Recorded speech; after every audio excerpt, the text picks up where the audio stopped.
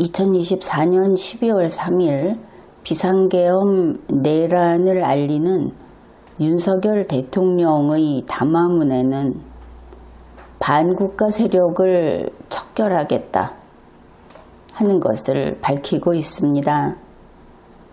이러한 대통령의 계엄 선포에 터잡아서 그것을 토대로 포고령을 발표했는데 그 포고령에서도 위반자를 처단하겠다 이렇게 밝혔습니다. 바로 이러한 것이 이번 12.3 비상계엄 내란이라는 것은 윤석열 대통령이 모두가 보는 앞에서 생중계하면서 범죄를 저지른 겁니다. 그러니 내가 안 했다, 내가 그러라고 하지 않았다, 저 아래 것들이 했다 하는 것이 다 소용이 없고, 또 비상계엄이라는 것을 그 수단으로 썼기 때문에 그것은 다들 자랑스럽게 이야기하죠. 윤석열 대통령도 그렇고 윤석열 대통령을 지지하는 내란 세력도 그렇고, 비상계엄이라는 것은 대통령의 권한이다. 그렇습니다. 우리나라에는 대통령이 윤석열 한 명밖에 없죠. 2024년 12월 3일 현재.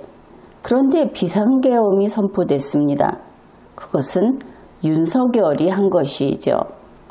그래서 이번 비상계엄 내란의 수괴는 윤석열이라는데 아무 의문이 없습니다. 그리고 이것이 헌법을 위반했다 하는 것도 명백합니다. 그런데 헌법재판소에서 탄핵 결정을 미루고 있다고 하는 것은 이상한 일입니다. 그것은 국민이 나중에 따져서 책임을 묻겠지요. 의문의 여지가 없는 일이기 때문입니다. 그런데 바로 일전에 그러면 12.3 비상계엄 내란이라는 것이 국내법상으로는 첫째는 헌법을 위반했고 그래서 대통령이 파면되어야 한다. 그 다음에 형법에 저촉이 돼서 내란죄를 구성한다. 그러니 윤석열 피고인은 내란죄의 수괴로서 처벌을 받고 유죄 판결이 나와야 하고, 그리고 그 유죄와 더불어 형벌이 부과되어야 한다. 이렇게 이야기를 했습니다. 그런데 하나 더 나아가서 12.3 비상계엄 내란이라고 하는 것은 그 속에서 우리 국민의 일정 집단을 척결하겠다, 처단하겠다 이렇게 했기 때문에 이것이 집단 살해, 이제 제노사이드, 반인도적 범죄라고 하는 국제형사재판소에서 재판을 하게 되는 그런 국제관습법 위반의 범죄이기도 하다. 그런 이야기를 했었습니다.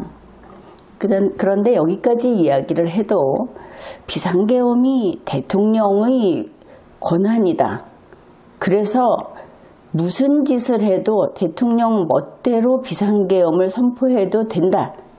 이런 무식한 소리를 하죠. 또 다른 한편으로 우리나라 대통령이 우리나라에서 비상계엄을 선포했는데 그게 어떻게 제노사이드가 되느냐. 어째서 윤석열이 ICC 체포영장을 받을 수 있는 그런 범죄를 저지른 것이라고 하느냐. 이게 또 이해가 잘 안 되는 사람들도 있을 겁니다. 다들 윤석열 대통령이 비상계엄 선포하는 대국민 담화문은 지금 알고 있죠. 그것을 보면서도 이렇게 납득을 못하는 것을 보면 난 놓고 기억자를 모르는 국민이 참으로 많구나 싶습니다.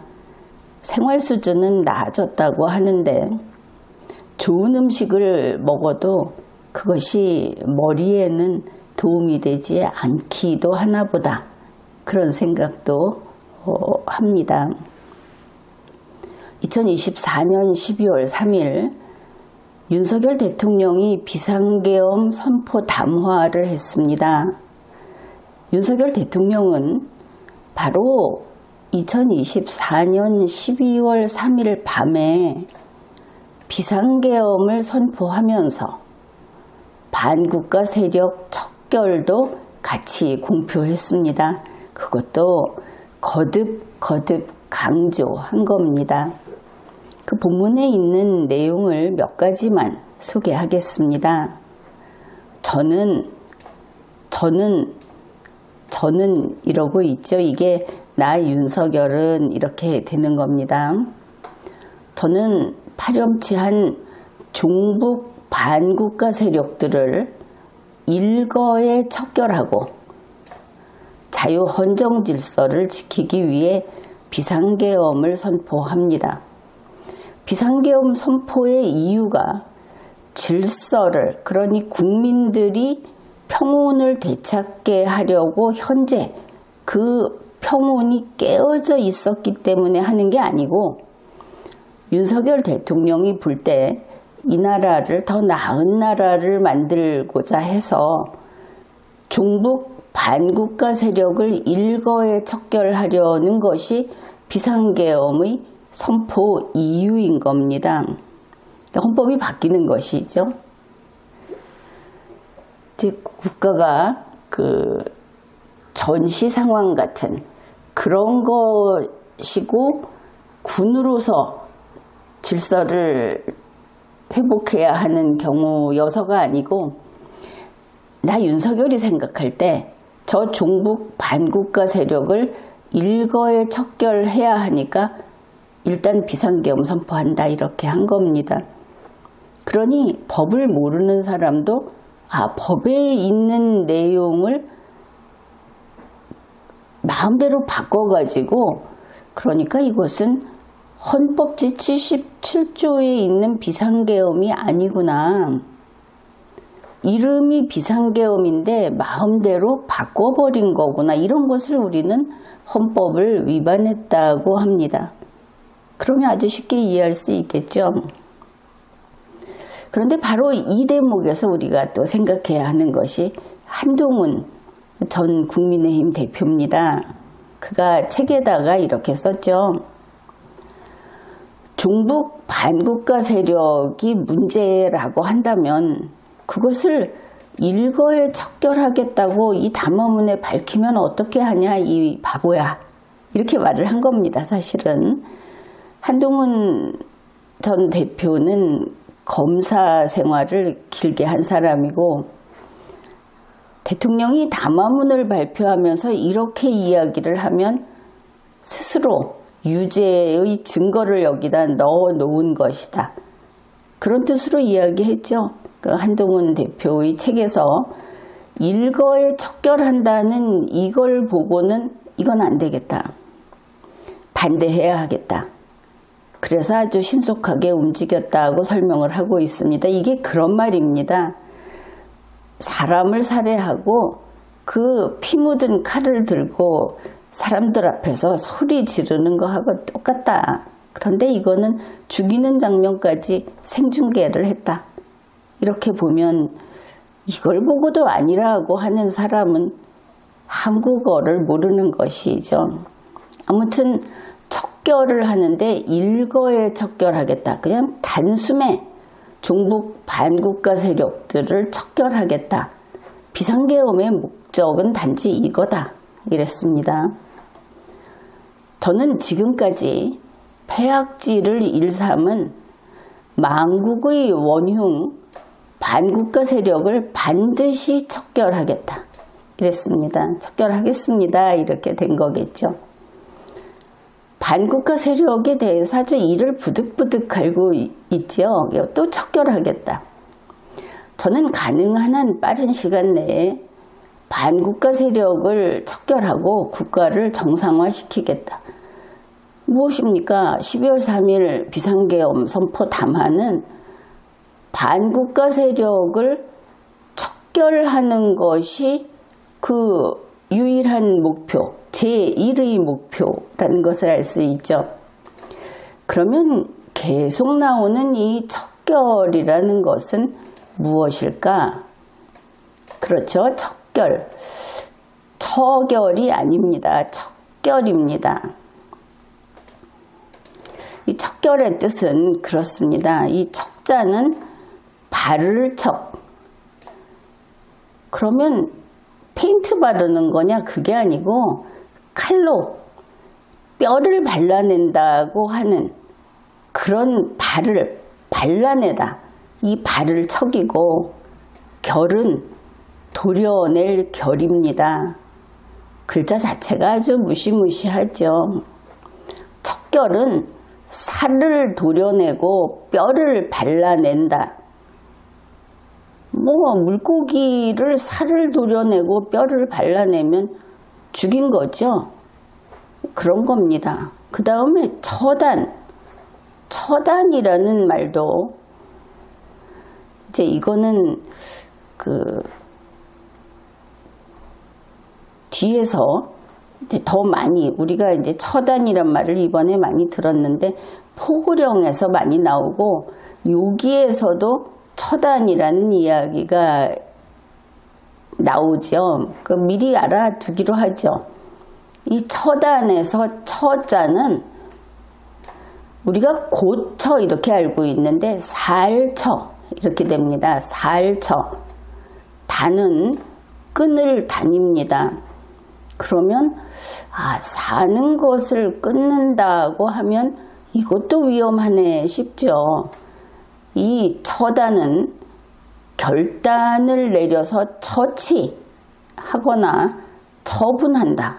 이런 뜻입니다. 처분이 돈 받고 팔아치우다가 아니고 힘 있는 자가, 지금 대통령이죠. 힘 있는 자가 무엇인가를 공권력을 행사해서 무엇인가를 한다. 이런 겁니다. 그 비슷한 말이 뭐냐 하면 숙청하다, 죽이다. 이것이 처단이고 용례를 보면 배반자를 척결하다. 이렇게 아니면 배반자를 처단하다.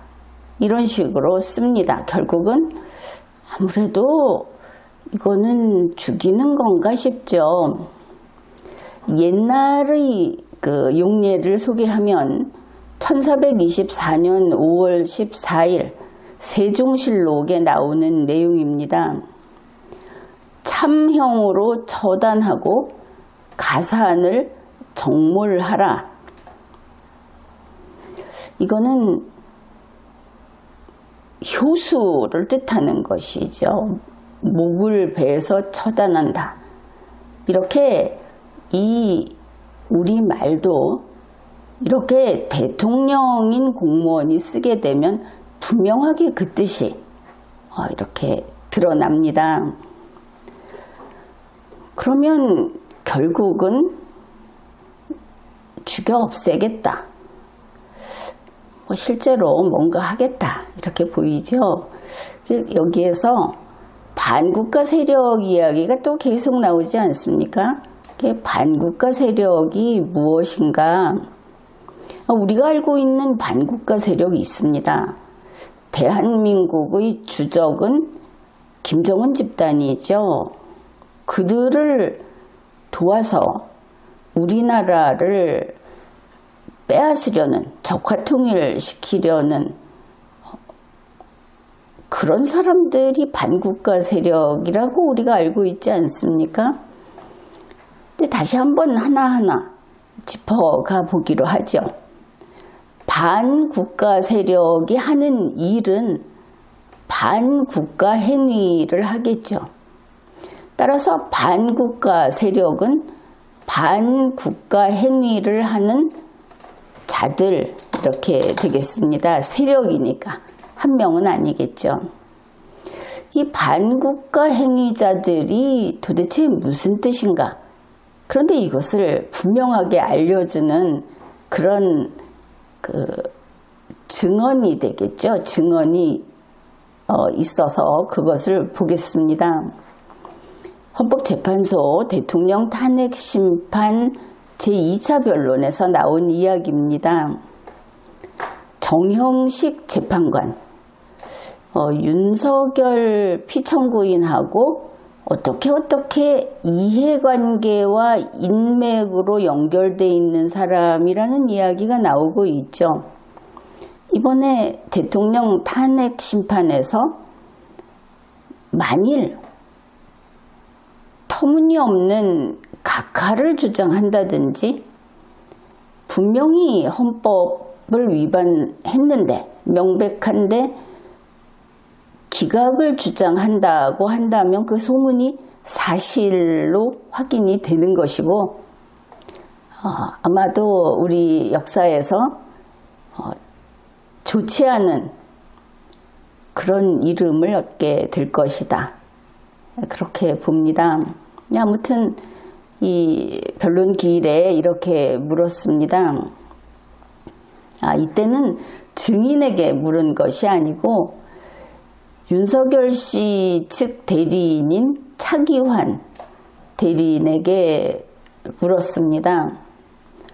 윤석열 대통령 측에서 주장하는 반국가적 행위란 무엇인가? 우리 모두 궁금했던 부분이죠. 자꾸 반국가 행위자 그러는데 어느 정도 되면 반국가 행위자냐? 사람 이름을 들춰내는데 그 사람의 일생을 다 찾아봐서 그냥 나쁜 인간 하면 없애도 되는 거냐? 우리 형사법은 그렇게 적용이 되지 않으니까 말입니다. 그래서 이렇게 물어보니까 윤석열 씨 측 대리인이 이렇게 답변을 합니다. 국가 안보 측면만을 말하는 것이 아니다.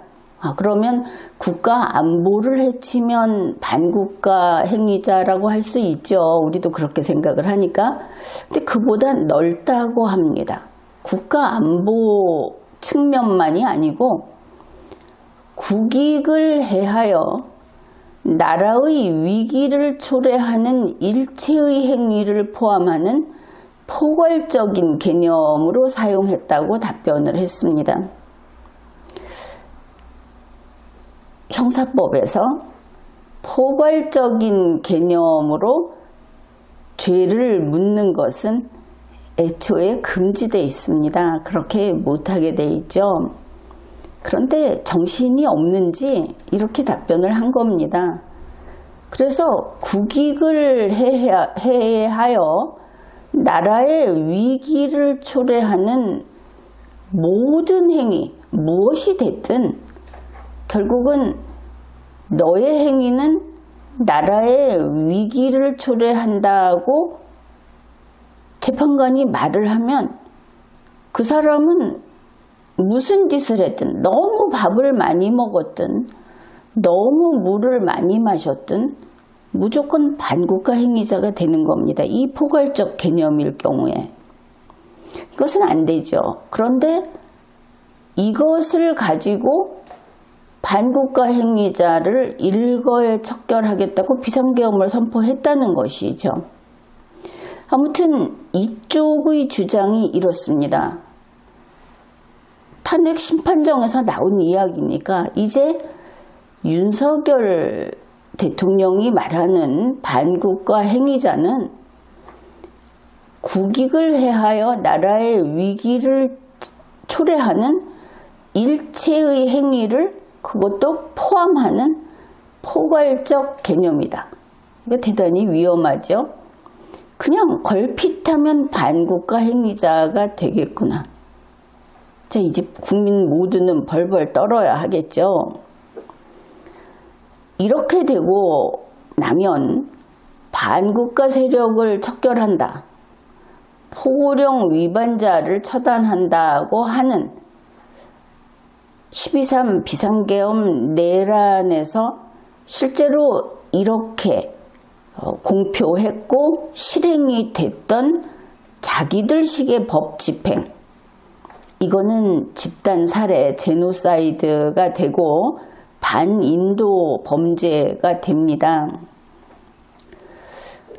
이제 그 일부만 봐도 윤석열 대통령 본인이 이번에 내가 싹 정리하겠다 한 것이 우리가 그것을 확인했죠. 그 다음에 2024년 12월 3일 밤 11시에 계엄사령부에서 포고령 제1호를 발했습니다. 계엄사령관은 박안수 사령관이었고, 그 내용을 보면 이게 윤석열 대통령이 비상계엄 선포 담화를 했죠. 그 담화의 효력, 대통령이 담화 발표를 한 그 권능, 거기에 따라서 계엄사령부가 구성이 되고, 거기에 따라서 계엄사령관이 임명이 되고, 그 계엄사령관이 포고령 1호를 발표한 겁니다. 그래서 이 포고령 1호는 12월 3일 밤 11시부로 효력을 발생합니다. 그때부터 위반자를 처단하겠다, 이렇게 포고령 속에 밝혀놓았기 때문에 여기서 분명히 알아야 할 것이, 포고령 제1호는 국회에서 만든 어떤 법률에 근거해서 만들어진 그런 법령인가? 그런데 근거가 없죠. 포고령 제1호는 대한민국 헌법을 위반한 대통령의 비상계엄 선포, 거기에 터잡은 겁니다. 포고령 1호는 윤석열 대통령의 비상계엄 선포 담화에 따른 것인데 헌법은 위반한 겁니다. 이게 애초에 헌법을 위반했으니까 그 헌법에 합치됐을 때 계엄법이 효력을 발생하게 되는데, 이번에는 계엄법이 효력을 발생하지 못하게 됐죠. 포고령이라는 것은 계엄법에 근거해야 하는데 출발이 위헌이었기 때문에 위헌이고 위법이고 그러한 포고령이 나오게 된 겁니다. 그래서 이 포고령을 집행한 행위가 처벌을 받게 된 것이죠. 현재 계엄군으로 출동했던 사람들이 수사를 받고 피고인이 되고 하는 것은 바로 그와 같은 까닭입니다. 헌법과 법률을 위반한 법 집행을 했기 때문에. 그런데 그렇다 하더라도 이 포고령에서 규정한 처단이라는 말은 어떤 뜻인가? 윤석열 대통령의 담화를 따른 것이기 때문에 거기에 그 담화를 받들어서 포고령을 발했기 때문에 여기서 나오는 처단은 일반적인 형사소송법상의 처단이 아니고 윤석열 대통령이 말한 척결, 그 의미가 됩니다. 척결의 의미가 되는 것이죠. 그러니 결국은 살을 도려내고 뼈를 발라낸다. 또 참형으로 처단한다. 이런 의미가 되는 겁니다. 포고령 제1호의 제1호 그 속에 이제 제일 앞에 나오는 게 이겁니다. 국회와 지방의회, 정당의 활동을 금지한다. 무조건 안 된다는 것이죠. 국가 비상사태가 없는데도 윤석열 대통령이 그냥 비상계엄 선포했기 때문에 그래서 안 된다 하면 잡아 가두겠다, 이런 것입니다. 정치적 결사나 정치적인 어떤 조직을 하든지 단체를 만들든지 모여서 집회를 하든지 시위를 하든지 하는 일체의 정치 활동을 금지한다. 그래서 모여 있으면 영장 없이 그냥 체포, 구금하겠다, 감금하겠다 이런 것이죠. 이것이 제일 앞에 나옵니다. 그런데 앞에서도 이야기했듯이 대한민국 헌법 제77조 제1항에서 계엄을 규정하는데 이렇게 되어 있습니다. 대통령은 그래서 대통령만 할 수 있습니다. 계엄 선포는 언제 하느냐? 전시, 사변 또는 이에 준하는 국가 비상사태가 발생해 버렸을 때, 그런데 그런 비상사태가 있었던 것이 아니고 윤석열 대통령의 머릿속에서 자기 자신이 비상사태라고 여겼던 것이죠. 환청을 들었는지 환각을 느꼈던 것인지. 그래서 이런 국가 비상사태의 병력으로서 군사상의 필요에 응하거나 공공의 안녕질서를 유지할 필요가 있을 때 법률이 정하는 바에 의하여 계엄을 선포할 수 있다. 이렇게 되어 있습니다. 가장 중요한 것은 국가 비상사태가 있었느냐. 그것이 전시사변이라든지 전시사변으로 볼 수 있는 국가 비상사태가 있었느냐. 그런데 이 상황 요건이 부존재합니다. 이것은 모두가 인정하는 것이죠. 그런 일은 없었다. 비상계엄이 해제된 12월 4일에도 합참에서 북에서 우리를 침공할 그런 안보상의 문제는 없었다. 그래서 차기환 대리인단에 속해 있는 차기환이 이게 안보를 이야기하는 게 아니고 그보다 훨씬 광범위하게라고 변명을 했던 겁니다. 이제 그렇게 보더라도 헌법이라는 것은 그렇게 마음대로 무슨 밀가루 반죽하듯이 그렇게 할 수 있는 게 아니고 반드시 일의적이어야 한다. 국가 비상사태는 없었다. 상황 요건은 없었다.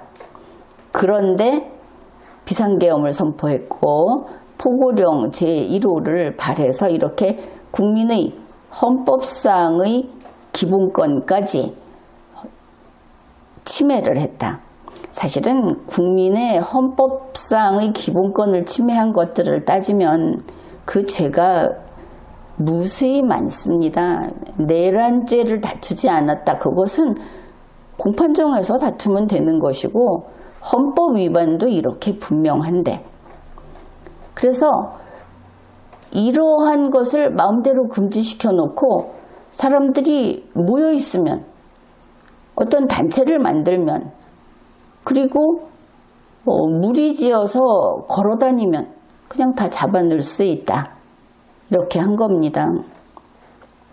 제2호 자유민주주의 체제를 부정하거나 전복을 기도하는 일체의 행위를 금한다. 그러니 자유민주주의 체제에 전복을 기도한다 하면 그 정도 되면 금지할 수도 있겠습니다. 그런데 자유민주주의 체제를 부정하는 일체의 행위를 금한다. 그 행위라는 것은 입을 뻥긋뻥긋 거린다든지 손으로 뭔가 그림을 그린다든지 이런 것도 되겠죠. 그것도 금지한다. 자유민주주의 체제가 우리가 지켜야 할 것이기는 하지만 국민 개인의 생명과 국민 개인의 자유보다도 더 이것이 더 위에 있는가? 그것은 그렇게 볼 수는 없습니다. 국민이, 우리 5,100만 국민이 더 중요하다. 하나하나 따져봐야 되겠지만 이거를 금지한다고 하면서 가짜뉴스를 금지한다. 그런데 가짜뉴스라는 것이 지금 보면 윤석열 대통령 측에서는 자기들이 하는 이야기하고 어긋나면 상대방이 틀렸다, 가짜뉴스다 이러고 있죠. 무슨 빅터차가 지금 한미동맹이 너무 위기다, 이미 이것이 금이 갔다 이렇게 이야기를 하고 우려하는 것을 이야기하면 아주 천연덕스럽게 빅터차는 요즘 그렇게 인기가 없어요 이런 이야기를 한다는 겁니다. 이게 윤석열 대통령 측, 지금 내란 세력이 대응하는 방식인데 말 같지도 않은 소리죠.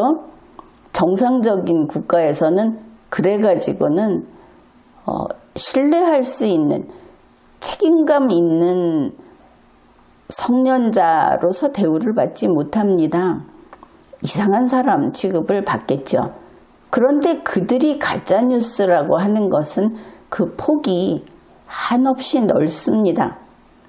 결국은 윤석열 찬양 12.3 비상계엄이 그게 정의로운 것이다 라고 말하는 것 이외에는 가짜뉴스라는 누명을 쓸 수 있겠죠. 여론조작이라는 것은 적어도 힘 있는, 상당히 힘이 강해야 조작이 가능할 텐데 어떤 여론조작, 그것이 여론조사를 조작을 한다든지 대형 언론사에서 조작을 한다든지 그게 아니어도 무조건 잡아 넣겠다는 것이죠. 허위 선동을 금지한다. 이 허위 선동은 개인이 길거리에 서서 이야기하는 것까지 허위 선동이라고 하고 있습니다. 그러니까 결국은 아무 의사표시를 해서는 안 된다. 이렇게 되겠죠. 제4호 사회 혼란을 조장하는 파업도 안 되고 태업도 안 되고 집회도 안 된다.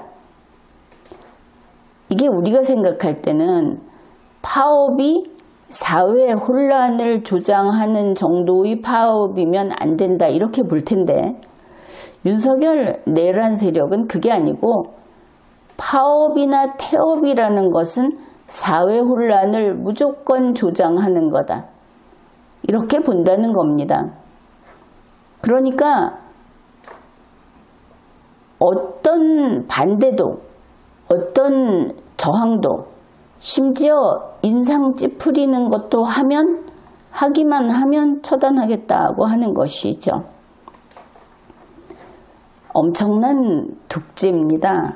제5호 전공의를 비롯하여 파업 중이거나 의료 현장을 이탈한 모든 의료인은 48시간 내에 본업에 복귀하여 충실히 근무하라. 위반하면 계엄법에 의해 처단한다. 이랬습니다. 전공의라든지 의료인 가운데 의료 현장을 이탈한 사람, 파업 중인 의료인들은 48시간 내에 의료 현장으로 돌아와서 충실히 근무하지 않으면 처단하겠다고 했습니다. 처단이라는 것도 역시 잡아 죽이겠다 하는 게 되겠죠. 그러면 우리가 이번 12.3 비상계엄 내란에서 체포 대상자 명단 이런 게 나왔는데 지금까지 숨겨져 있는 원본 명단에는 이들도 하나하나 잡아서 전공의, 파업 중이거나 의료 현장을 이탈한 전공의라는 이름으로, 개인 이름은 나열하지 않고 찾아서 잡아 넣게 되어 있었던 거구나, 이렇게 생각할 수 있는 겁니다. 의료인도 마찬가지고. 아무튼 포고령 내용이 이런데 이상의 포고령 위반자에 대해서는 계엄법 제9조에 의하여 제9조가 박완수 계엄사령관의 특별조치권이라는 권한이라고 합니다. 박완수 사령관이 마치 자기는 피해자인 것처럼 앉아있는 것은 이런 면에서 좀 가증스럽다. 이렇게 볼 수 있겠죠. 그것에 의해서 영장 없이 체포, 구금, 압수수색을 할 수 있으며 계엄법 제14조에 의하여 처단한다. 또 처단한다 이렇게 되어 있습니다. 자, 반국가 행위자는 국가안보상에 있어서 죄를 지은 혐의가 있는 사람만을 말하는 것이 아니고 이런 식으로 파업을 한다든지 포고령을 지키지 않는다든지 지금 같을 때 길거리에 335 모여서 무슨 이야기를 쑥덕거리고 한다든지 하는 것들이 다 국익을 해하여 나라의 위기를 초래하는 행위다. 이러한 포괄적인 개념으로 반국가 행위자를 처단하겠다고 밝혔습니다. 명백하죠? 그래서 12.3 비상계엄 내란에서 반국가 세력을 척결하겠다든지 포고령 위반자를 처단하겠다든지 하는 것은 그것이 집단 살해죄, 반인도 범죄를 구성할 수 있게 됩니다. 국제형사재판소의 관할권이 발생하고 국내에서 주권의 권능으로 이것을 막아내지 못한다 하는 겁니다.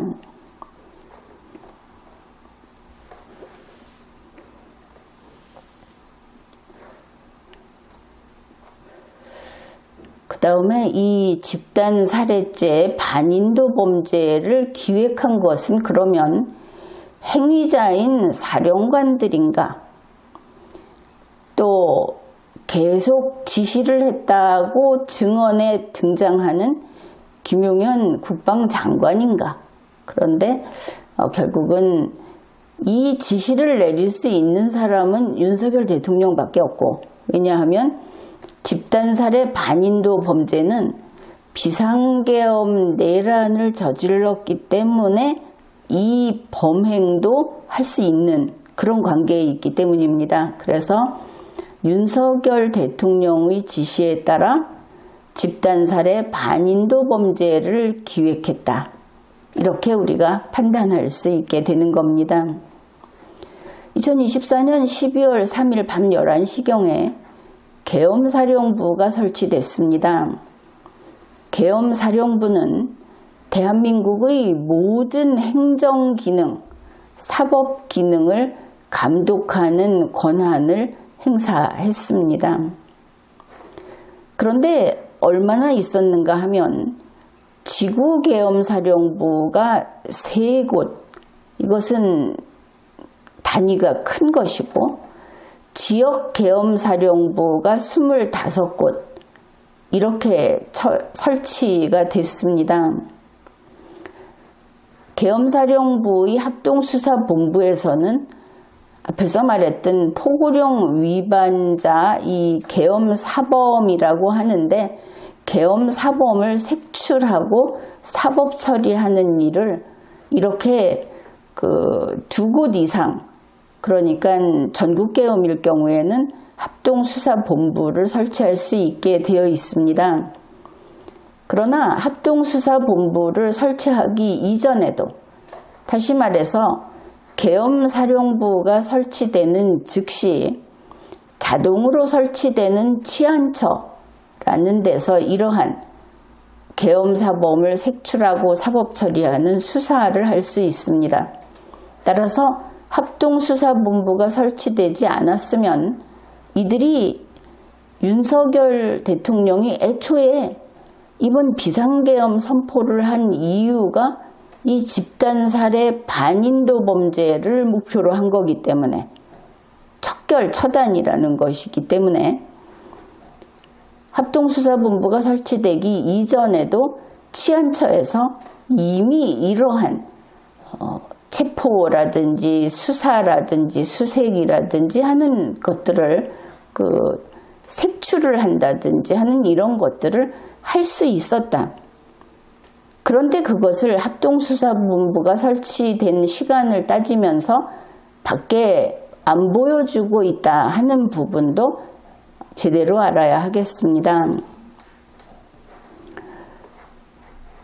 여인영 방첩사령관의 휴대전화를 포렌식해서 거기에서 메모 파일이 발견이 됐습니다. 그 메모가 작성된 것은 2024년 12월 3일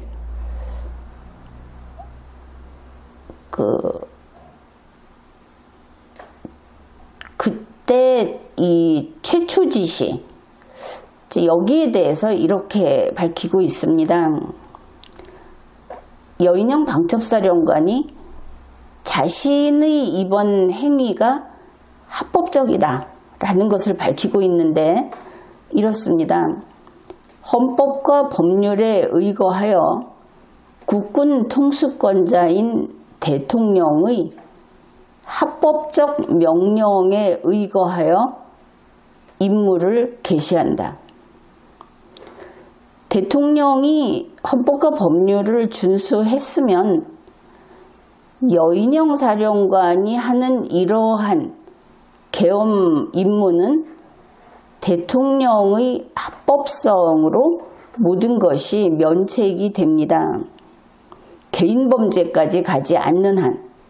그래서 이렇게 밝혀놓았지만 안타깝게도 대통령의 명령은 위법했고 그리고 헌법과 법률의 근거로 삼은 헌법과 법률은 대통령의 이번 행위의 정당성을 지켜주지 못합니다. 대통령이 헌법과 법률을 위반했기 때문에.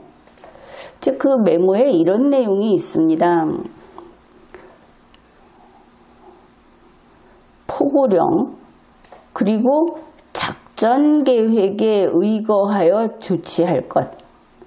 바로 이 대목이 중요한데 포고령은 앞에서 일부 소개해 드렸습니다. 문제는 작전 계획입니다. 이것이 아직 나오지 않았죠. 작전 계획이 바로 123 비상계엄 내란의 기획서라는 것을 알 수 있습니다. 이게 빨리 이것을 찾아내야 합니다. 포고령과 작전 계획에 따라서 방첩사령부가 움직인다고 밝히고 있지 않습니까? 그 다음에 국정원, 경찰, 조사본부 이런 모든 정보수사기관은 합수본부장의 명에 따르도록 하고 있습니다. 그러니까 합동수사본부장의 명령에 국정원도 따르게 돼 있다 하는 것은 잘 기억해 두어야 하겠습니다. 그러면 합동수사본부에서 무엇을 하는가? 여기에 보면 방첩수사단장이 반국가 세력 수사본부를 지휘합니다. 이 반국가 세력 이것이 핵심이죠. 그리고 방첩사 1처장이 부정선거와 여론조작 수사본부를 이끕니다. 그런데 과학수사실과 정보보호단도 이 1처장 밑에 들어가는 것으로 이렇게 메모해 놓았습니다. 여인영의 휴대전화 메모에서 이제는 이 방첩수사단장이 이끄는 반국가 세력 수사본부에 대해서 메모를 해 두었습니다. 그것은 비상계엄 선포 이틀 전인 12월 1일로 되어 있습니다. 거기에 경찰, 국방부 조사본부에서 30명의 위치를 파악하고 합동 체포조를 운용한다. 자, 이 순서를 봅시다. 누가? 경찰과 국방부 조사본부가 이렇게 되겠죠. 누구를 30명을 위치를 파악해야 한다. 그러면 위치 파악해서 가장 먼저 잡을 사람이 30명이구나 이렇게 할 수 있겠죠. 누가 몇 명을 누구를 그런데 이때 어떻게 하느냐 합동체포조를 운용한다. 그래서 지금까지 우리가 알고 있듯이 14명이니 16명이니 하는 게 아니고 여인형 방첩사령관에게는 30명을 이때 추적하고 있었고 그날 체포를 이 방첩수사단장이 지휘하고 있었다는 것이 됩니다.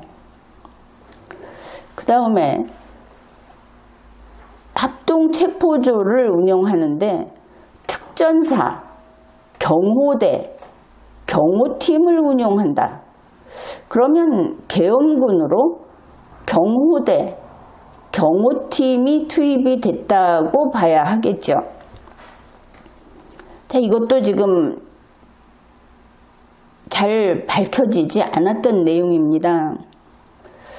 그 다음에 수방사 그리고 조사본부, 문서고의 구금시설, 국군교도소의 구금 운용을 준비한다. 그러면 구금할 장소가 한 곳이 아닌 것을 알 수 있습니다. 지금은 계속 B1 벙커만 이야기하는데 여러 곳에 구금시설을 준비했던 것을 알 수 있습니다. 이 B1 벙커와 관련해서 여인형 사령관 본인이 진술을 했는데 2024년 10월 무렵, 그러니 계엄보다 한 2달 전이죠. 갑자기 김용현 장관이 합수본 구금시설이 어디냐고 물어봤다. 자, 이 부분도 참 중요합니다. 합수본이 있어야 합수본 구금시설이 있겠죠. 그러면 합수본도 이미 구성이 돼 있다. 미리 다 짜놨다 하는 것을 알 수 있습니다. 아주 치밀하게 준비를 한 것 같습니다. 합수본 구금시설이 어디냐? 이렇게 물어봤다.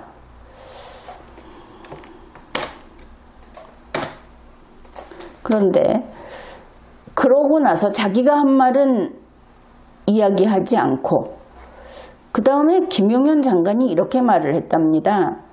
내가 수방사령관을 해서 아는데 B1 벙커를 활용해도 될 거야. 그러니까 합수본 구금시설로 어디라고 했겠죠. 그랬더니 B1 벙커를 활용해도 될 거야 라는 것은 B1 벙커를 추천한 겁니다. 지시한 것이죠.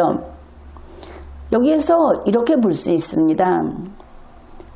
윤석열 대통령의 지시에 따른 김용현은 독자적으로 아무것도 아니죠. 단지 대통령의 사자일 뿐입니다. 이런 경우에 김용현이 말하기를 과천 B1 벙커를 구금 장소로 사용하라. 그것이 2024년 10월 무렵이었다. 이런 겁니다.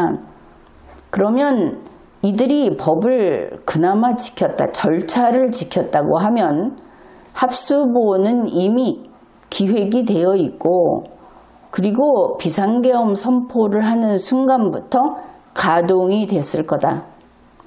이들이 법을 지금처럼 멋대로 바꿔서 지킨다면 합수본이 이미 내적으로 체포할 사람들 집 앞에 가서 사진도 찍고 감시도 하고 잠복도 하고 하면서 모든 준비를 다 해놓고 있었을 거다. 이렇게 볼 수 있겠습니다. 결국 2024년 10월 무렵부터, 그러니 이때가 10월 무렵부터 이런 게 준비됐다는 것을 알 수 있고, 그뿐 아니라 지금 이런 메모가 나온 것이 10월 27일인데 그렇다면 그 작업은 더 일찍부터 했겠죠.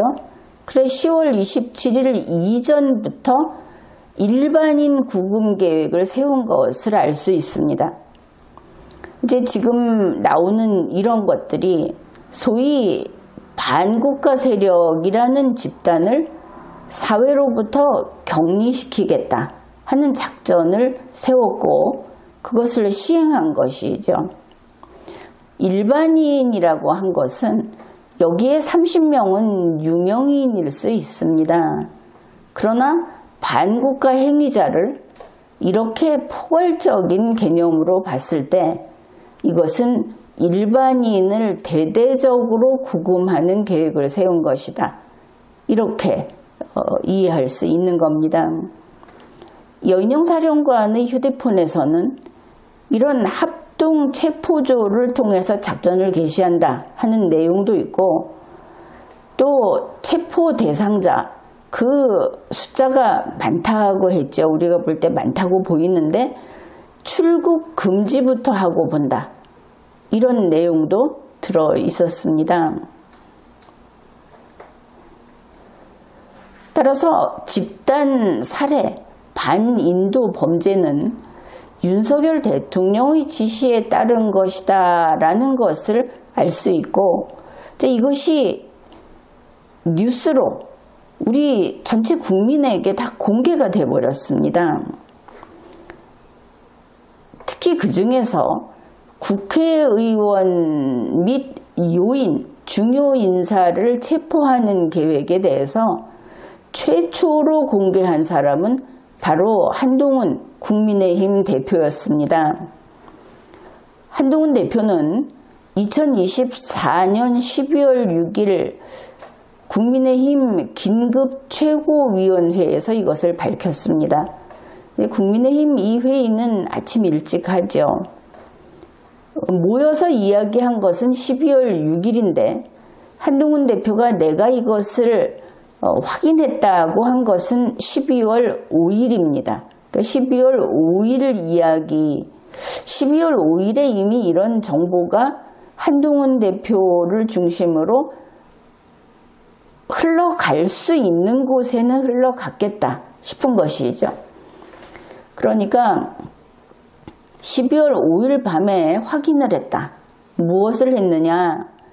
12월 3일 윤석열 대통령이 정치인 체포를 하려고 정보기관을 동원했는데 여기 국가정보원도 포함이 됐다 하는 사실을 신뢰할 만한 근거를 통해서 확인했다고 이야기를 했습니다. 그리고 윤석열 대통령이 이것을 지시했는데 주요 정치인 등 반국가 세력을 체포할 것을 지시했는데 누구에게 했느냐? 여인영 방첩사령관, 이 사람은 충암고등학교 후배랍니다. 이 사람에게 지시를 했다. 이거를 내가 신뢰할 만한 근거를 통해 확인했다. 이렇게 말을 한 겁니다. 그 다음에 체포한 정치인들을 경기 과천 수감장소에 수감한다. 이것도 한동훈 대표가 밝힌 겁니다. 그런데 이때 이제 수감 장소가 나오는데 과천 수감 장소라고 했다는 것이 중요합니다. 다시 말해서 경기도 과천의 이곳 저곳이 될 수 있겠다. 두루두루 몇 장소가 될 수도 있겠다. B1 벙커 하나만은 아닌 것처럼 보인다 하는 겁니다. 그만큼 B1 벙커 하나에 3,000명을 수용할 수 있다고 하는데 그만큼 많이 잡아가두려고 했다는 것을 알 수 있죠. 한동훈 대표는 앞으로 여러 경로로 이런 사실이 공개될 것이다. 그러니까 윤석열 대통령이 12.3 비상계엄 내란죄를 저지르면서 구체적으로 어떤 계획을 세웠고 어떤 것을 집행했고 하는 것이 밝혀질 거라고 그런 뜻으로 이야기를 한 것을 알 수 있습니다.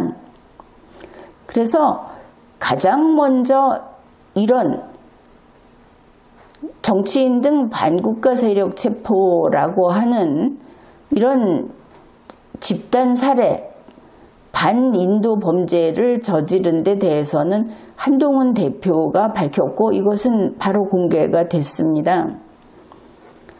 그 다음에 윤석열 대통령이 한동훈 대표를 만나서 그와 같은 일이 있었다고 자백도 했죠. 뭐냐 하면 한동훈 대표가 12월 4일 용산 대통령실로 가서 한덕수, 추경호와 1시간 남짓 윤석열 대통령을 만났습니다. 이 한덕수, 추경호는 이렇게 밀접한데 지금까지 수사 내용이 제대로 나오지 않고 있죠.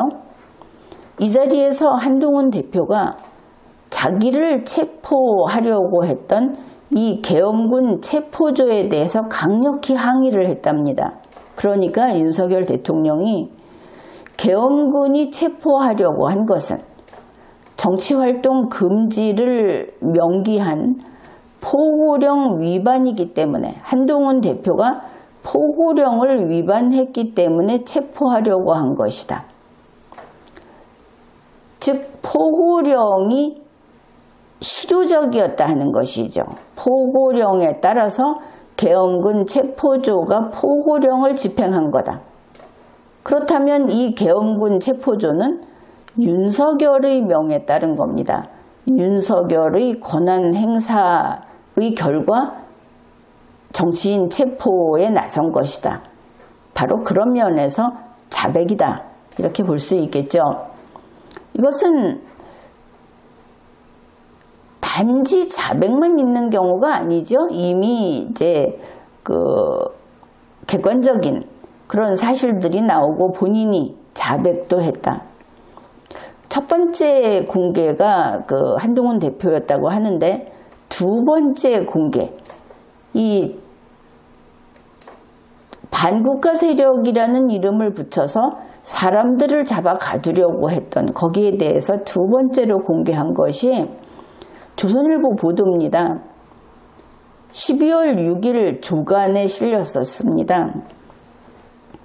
윤석열 대통령이 홍장원 국정원 1차장에게 여인영 방첩사령부와 협조를 해서 한동훈 국민의힘 대표를 체포하라고 직접 지시를 내렸다는 뉴스가 올라간 겁니다.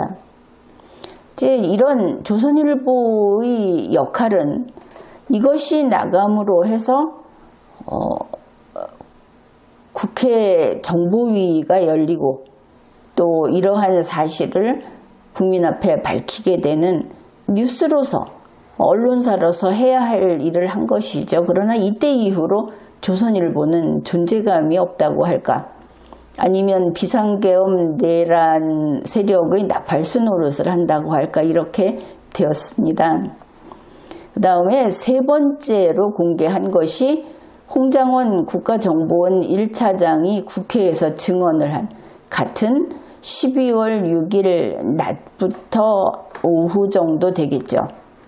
그때 홍장원 1차장은 계엄령을 내린 12월 3일 밤 10시 53분에 윤석열 대통령이 홍장원 국가정보원 1차장에게 전화를 해서 국군 방첩사령부를 지원해라. 이번 기회에 잡아들여 싹 정리하라. 이렇게 했다고 증언을 했고 그 이후 홍장원 차장의 체포 명단 메모지가 공개가 됐습니다. 바로 이렇게 해서 체포 명단이 홍장원 차장에 의해서 최초로 공개됐다고 주장하는 윤석열 대통령의 주장과 달리 그 순서는 이러했고 그리고 결국은 이런 모든 과정을 통해서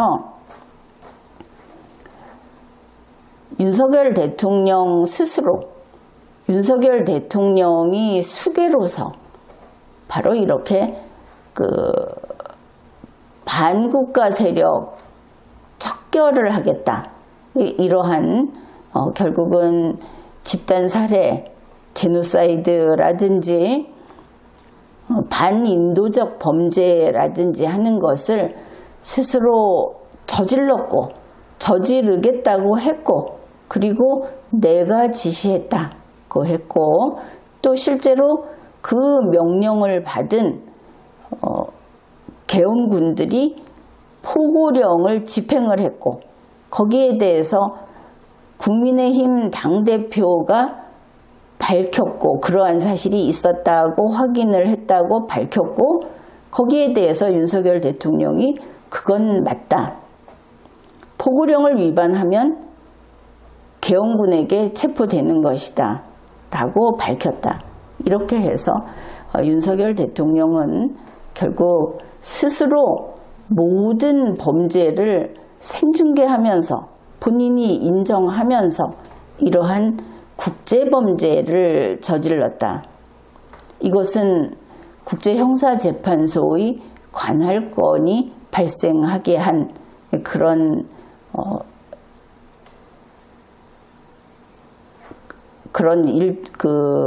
과정이며 또 거기에 흠이 없다 하는 것을 보여주는 그런 내용이 되겠습니다. 지금까지 리걸마인드 연구소였습니다.